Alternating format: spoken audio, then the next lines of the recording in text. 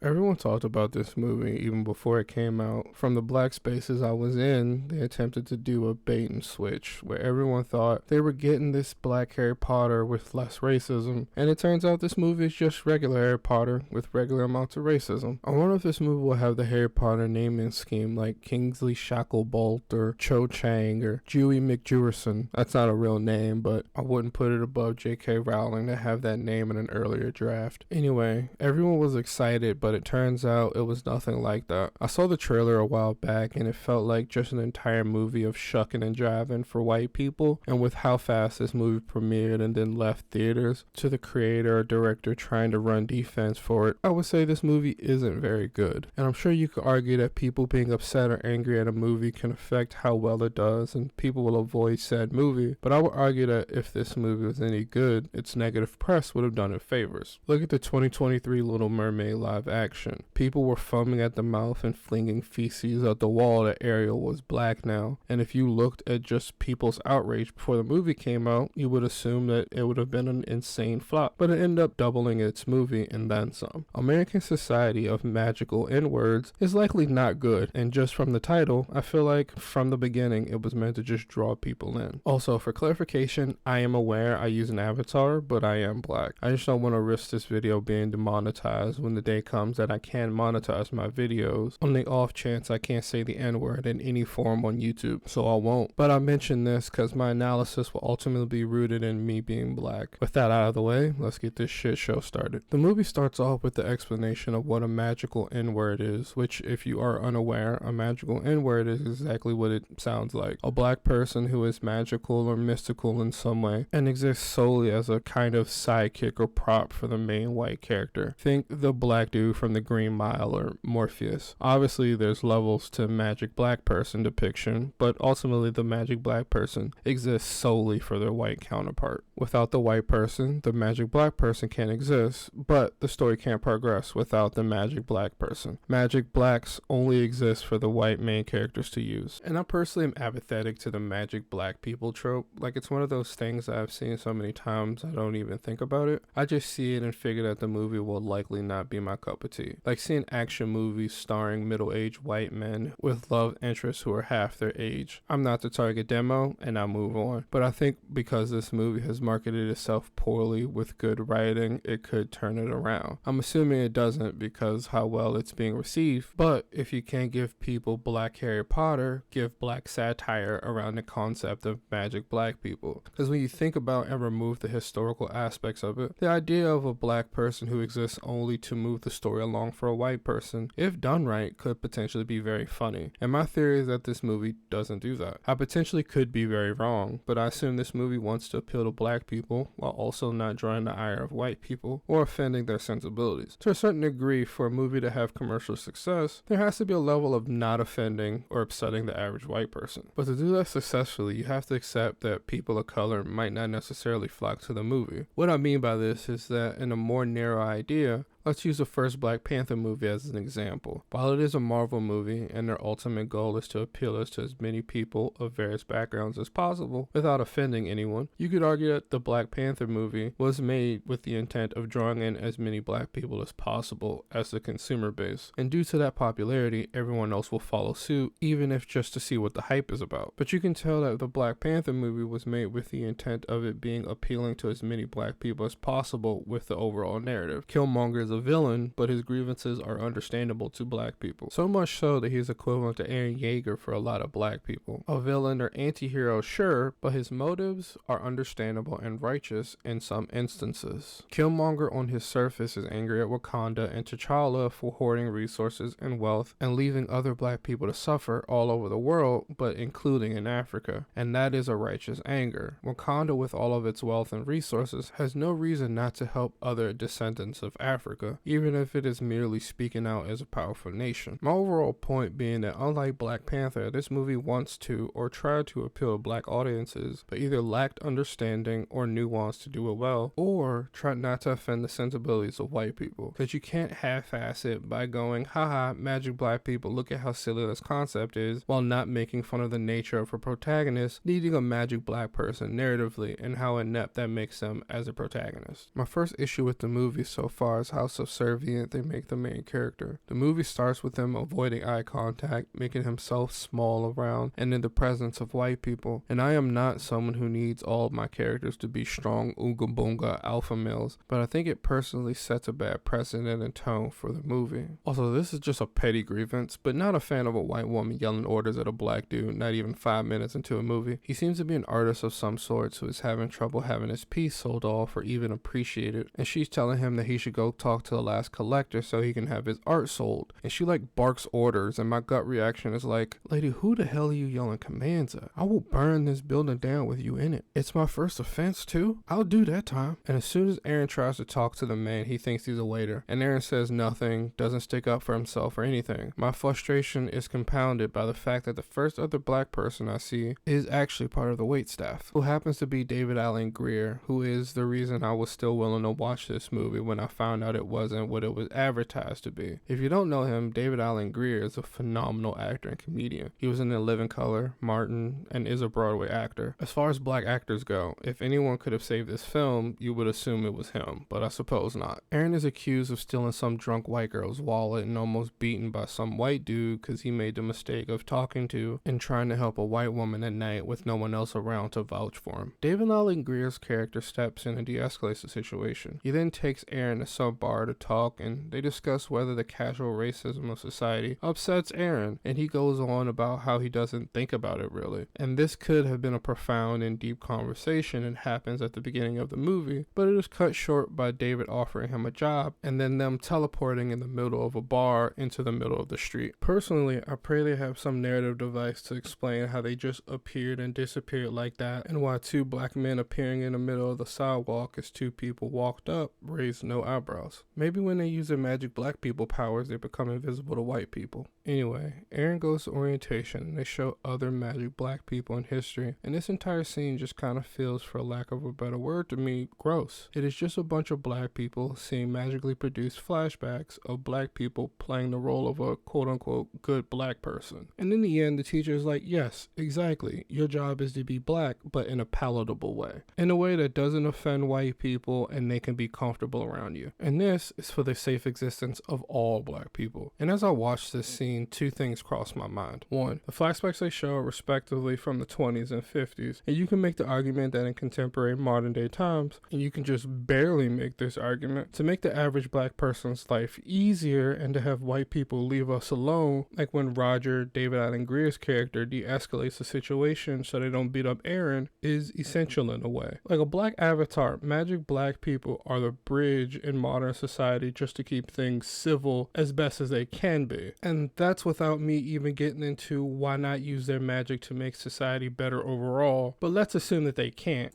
But to go so far as to have examples throughout history in the 20s and 50s when lynching was at its highest in some places is insane to me. It makes the characters feel like caricatures of the good black person. In the black community, there's a term for someone who goes out of their way to appease white people, often to the detriment of other black people. Their existence and role in society is to appeal and be appealing to white people for the benefit of themselves and white people. This is called an Uncle Tom. Examples of this would be Samuel L. Jackson's character in Django, Uncle Ruckus, Candace Owens. These people exist just to make white people comfortable and be the white person's example of knowing one of the good ones, and it doesn't sit right with me. How will they explain which white people get magic black companions? Is it all white people or just the nice ones during the 20s? What's a nice one during the 20s? Someone who hasn't lynched a black person, cheered a lynching on, or isn't a part of the Klan? What if the white protagonist is on their way to harm black people? Do they still get help? Are they deterred? How do you logically explain historically this society of black people's role? My second thought is, how do you write a proper villain for this story? Because as far as I'm concerned, so far I have no emotional connection to the Magic Society as it stands right now. In fact, I would argue they stand in direct opposition of black people's growth and acceptance in society. People of color don't owe white people comfort. People shouldn't have to change or exist in a way that puts white people at ease. As long as people aren't harming you in some way, leave them alone and you should go about your life. And the concept of one of the good ones and people of various various races attempting to be good for white people ultimately harms everyone else, because you're just a prop to be used against other people who look like you, and ultimately you will never be a part of the club, no matter how much you pander to white people. So why not just change society so people of color can be comfortable? And again, I genuinely believe you can tell this kind of story, but only if it's satirical in nature, and it's not been that way so far. So far in the movie, we're just to believe that every black person is happy and appreciative of their station and purpose in life to be making white people's lives easier and appealing to them, which in of it itself is funny, but not one joke has been made at just how silly that is. We're just told that this is a noble profession. As Aaron is walking around the office, it's overheard that magic literally only works in service of the client, and that is such a dumb fucking concept for a magic system, because like at that point you have to explain why. Do white people feel the magic? Did black people gain magic during slavery? That's insane. Imagine being an escaped slave and you think you're free and they've stopped looking for you, and then suddenly a slave catcher stumbles across you because a magic black person helped them. Like contextually, their existence raises more questions than answers, and as far as I'm concerned, they are the villains. Historically and objectively speaking, white people have done horrific, monstrous shit to black people. And if I was living in Jim Crow era America and I've had dogs sicked on me, been shot at with fire hoses, my cousin was lynched because he sneezed while being within 6 feet of a white woman, and I know that my experiences are standard bare minimum of existence in America for black people, and I found out that there is a group or agency of magic black people who only exist to make white people's lives easier, and their powers don't even work to help themselves or other black people, I'd be a serial killer, and a prolific one too. I would be going around killing magic black people left and right, and only them. I would kill more black people than heart disease. Like, thinking about this is sending me into enough of a blind rage. I want to kick a baby. What do you mean your powers only work to help white people? What are you saying right now? Frustrations aside, that also just makes no sense, because like Roger teleported them in front of the store. Does that work because Aaron is half white? Did he just use some of Aaron's whiteness to make his powers work? Imagine two black men in the early 1900s and one of them just saw the other do magic accidentally. Jeff, I'm confused. What do you mean your powers only work to help white people? I just saw you magically make a winning lottery ticket appear in front of that man so he doesn't lose his home, Jeff. Jeff, that man is in the Klan. I would beat Jeff over the head with a rock. Aaron says he doesn't want to do it, and Roger, in order to convince him and show him that being a magic black person is a noble and important role in society, he takes Aaron to Monticello, Thomas Jefferson's slave plantation. I don't have anything profound or anything to say. I'm just confused, and why did Roger think to take him to a slave plantation as a way to show him the dignity of this profession, but also its importance? And I don't remember if the writer of this movie is black or anything, and quite frankly, I don't care. But I do think they just had to know someone in the right place to get this movie made. This movie so far has lacked any nuance or humor to even be considered satirical, and it's way too unserious to be a drama. It's some weird, murky neither, because it can't do either very well. This movie's entire message has been, you should take pride in being in the service of white people in a serious way, but wants to use black people as props for humor, essentially. I know some people will see or hear this and think I'm being way too critical of a comedy movie and taking it way too serious, and to you, I get that. For a lot of people, comedy is very on its face. What you see is what you get. Take South Park, for example. Anyone with brain cells to rub together knows that they're making fun of the silliness or stupidity of what they're portraying as serious. This movie doesn't do that. It doesn't do much of anything, to be honest. It doesn't play up how unserious these magic black people are by being so gung-ho about having powers that only work on white people. Aaron isn't a protagonist who acts as a counterbalance to any of this, because he has a very almost timid, apathetic approach to his blackness. So what do you get when you have a comedy movie where the writer isn't good at telling jokes, but you also have a very serious movie topic in which the audience has to be on board with the premise? You get this movie. This movie really just took the point of how dumb it is to care about white people's comfort and then explain that, yeah, you were right, Bellows. Roger is explaining that all of black people's issues stem from white discomfort, gentrification, police shootings, etc. And I want to turn off the movie, but I'm a small bean YouTube channel and this movie is popular it right now. Anyway, I'm not a political channel, but I will say that this is the dumbest effing analysis I've ever seen. How do you take someone to a plantation where untold atrocities happened and then explain to them that life would be better if white people were just more comfortable with black people existing, while simultaneously not making a joke at how unserious white people are in that statement? This movie tries to present Aaron's natural inclination to people please white people and avoid their discomfort as a bad thing, but also wants to convince you that the magic black people society is inherently good, or that because he does want to please white people he would be a good fit. Either way, it's a little confusing. It's a shit premise. As someone who spent a lot of their adulthood and youth going out of their way to make sure white people aren't uncomfortable by me or my existence, it's a shit way to live.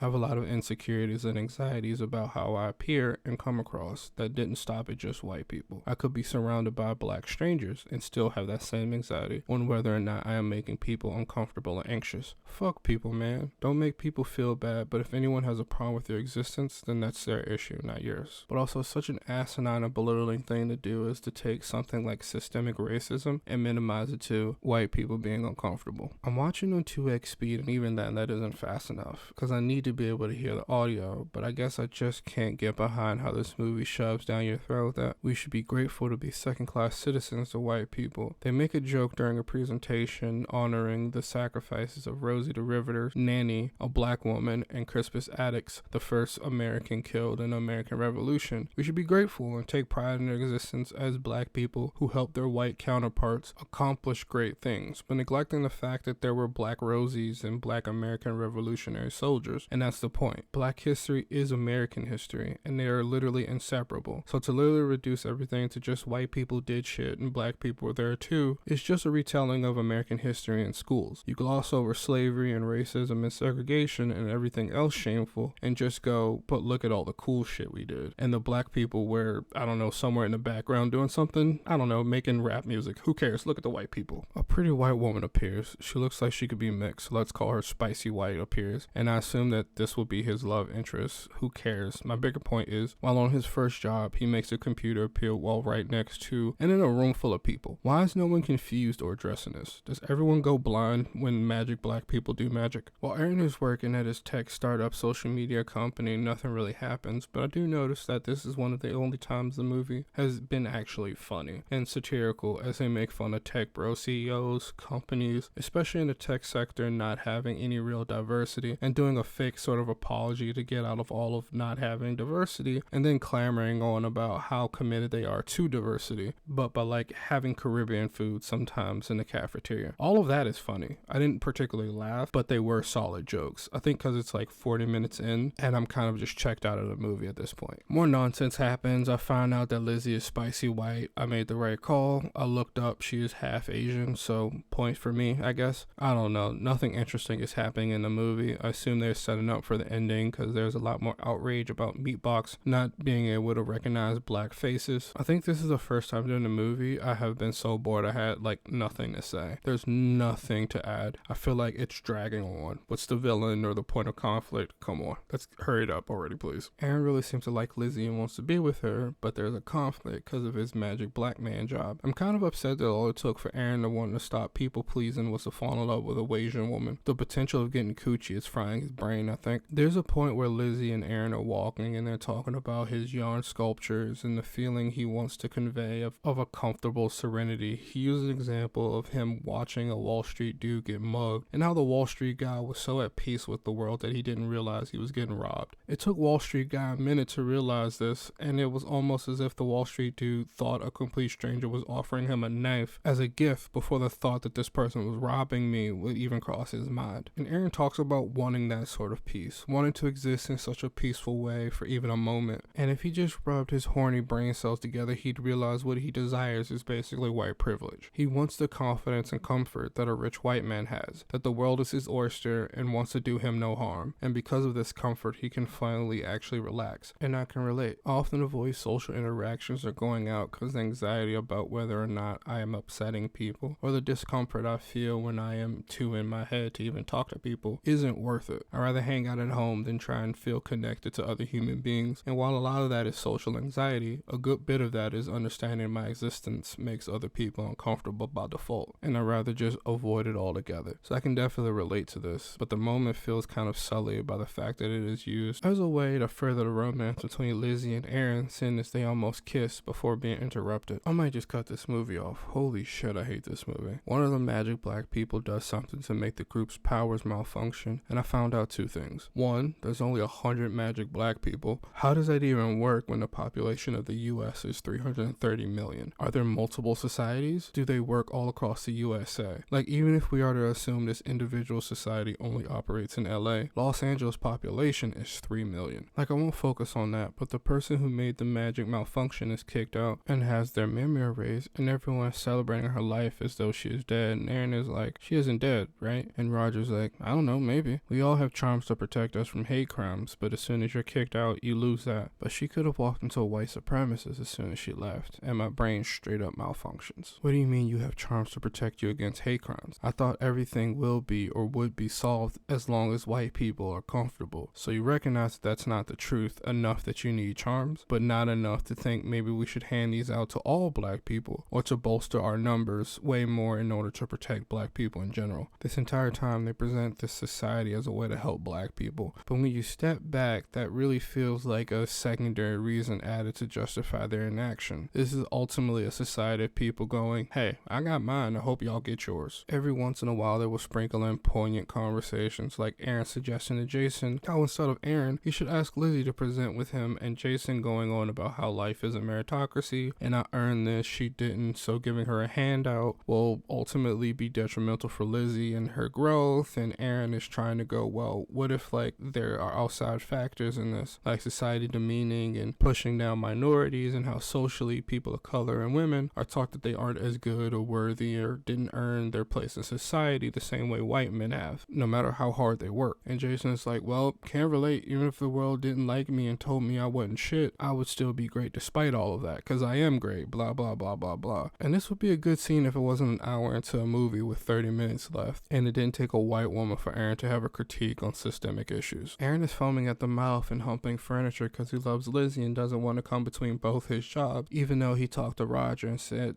hey man, you can do your magic black man job, right? Or you can fuck it up and have your memory of us and her erased. And it seems like he's like, fuck it, I want Lizzie. So he knits her a sweater and ignores all of Jason's texts, blah blah blah. One interesting thing though is the jokes around company cultures and CEOs is good. Like, I'm not laughing because the movie has sucked parts of my soul out, but I can recognize a good joke even if I don't laugh. Like, the CEO was doing one of those Apple style presentations and he's like, I know you're not here in person to the entire company. We are live streaming this to your desk because studies show employees in groups leads to unions, haha, and how he is upset because he lost a bid on an edition of The Fountainhead. And those are solid little jokes, but like the only time this movie has even been remotely funny to me, it's when it's involving CEOs slash tech bros. It's the only time this movie has been remotely palatable, and it didn't even show up until like 40 minutes into the movie. Any other time while I was watching this movie, I've just been checking the time and hoping it ends soon. The end of the movie is nearing and Aaron confronts Jason because Jason says, I need you on stage because this revamp of the company is about diversity. And it feels too little too late. Aaron having a moment of personal growth where he sticks up for himself, not only as a person, but as a black man, should be profound. This scene should be important because he is essentially not only denouncing white liberalism of polite society and the appearance of not being racist instead of being actually not racist, but also denouncing the tenets of the magic black people society by saying, fuck all this, let's not make white people uncomfortable shit. If that was and is the ultimate message of the movie, it shouldn't be or have been a revelation near the end in my opinion. Aaron should have realized this much sooner, and the rest of the movie should have been a conflict between him wanting to change the magic society for the betterment of all, but also not lose the connection he's trying to build with Lizzie. But I'm not a Hollywood writer, I'm just a dumbass who watches movies and talks into a microphone. Aaron is reprimanded and made to explain himself, and he's like, man, I don't like the fact that my entire life I've been made to feel that it is my job to make white people comfortable. And then the rest of the magic black people go back to their clients and like, hey, I'm done making white people comfortable. It's time to have some tough conversations. The movie ends with Lizzie and Aaron kissing after she flies back to LA after Aaron teleported them back to New York to kiss. And then you find out Lizzie is a part of a group called So Swag, which stands for Society of Supportive Wives and Girlfriends, and then credits. Final thoughts. What can be said about this movie that hasn't been said about having your teeth yanked out with dirty pliers? It was painful. I didn't want it to happen, and yet I sat there flailing in agony anyway. This movie says nothing and doesn't try to say anything and spends most of the movie trying to tiptoe around things until the very end when it is literally too late for any of it to matter or have any weight or be profound under any circumstances. This movie intentionally or unintentionally wanted to say something and speak to black audiences while also making sure white people do not become uncomfortable, and it did a great job of that. I'm not sure what else to say. This might have been the worst movie I've ever seen, and I don't want to give it such a hefty title because I haven't seen a whole lot of movies, and there's probably worse movies out there, but, and I cannot stress this enough, it would have been a more pleasant and overall entertaining experience watching two white men in blackface scream the N-word at each other than it is to watch this movie.